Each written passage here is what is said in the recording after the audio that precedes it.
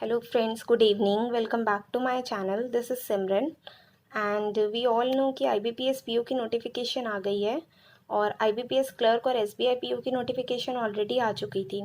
तो अभी तक जिसने भी पढ़ना स्टार्ट नहीं किया है वो अब पढ़ना स्टार्ट कर दीजिए, क्योंकि अब बहुत ही कम डेज़ बचे हैं एग्ज़ाम्स में और बहुत अच्छे से हमें अगर इसको एस करना है, अगर हमें क्लियर करना है तो हमें अभी से अपनी स्टडी स्टार्ट कर देनी चाहिए।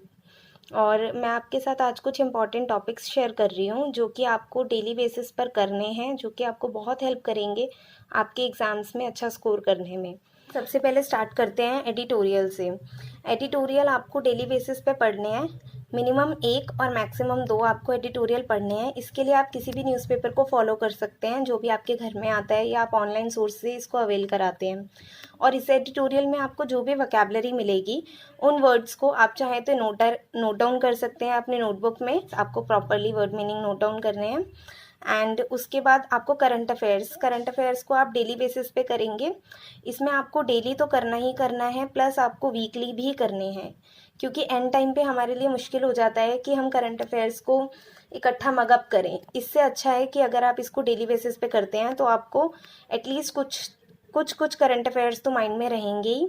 और जब आप वीकली रिवीजन कर लेंगे उसके बाद आप मंथली जब इनको पढ़ेंगे तो आपके लिए मंथ के जो PDF होते हैं उनको करना ईजी हो जाएगा।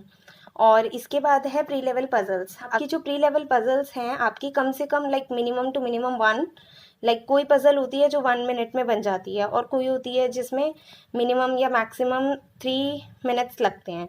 You have to make sure कि आपको 3 मिनट से ज़्यादा किसी पजल में नहीं लगने चाहिए। कोई एक्सेप्शनली ये केस है तो वो बात अलग है, उसमें आपको 3.5 मिनट भी लग रहे हैं तो ठीक है, लेकिन मिनिमम 1 और मैक्सिमम 3 मिनट में आपकी पजल्स बन जानी चाहिए। अगर ये अभी आप बना पा रहे हैं तो बहुत अच्छी बात है, और अगर आप नहीं बना पा रहे हैं तो आप प्रैक्टिस कीजिए डेली बेसिस पे प्री लेवल पजल्स की।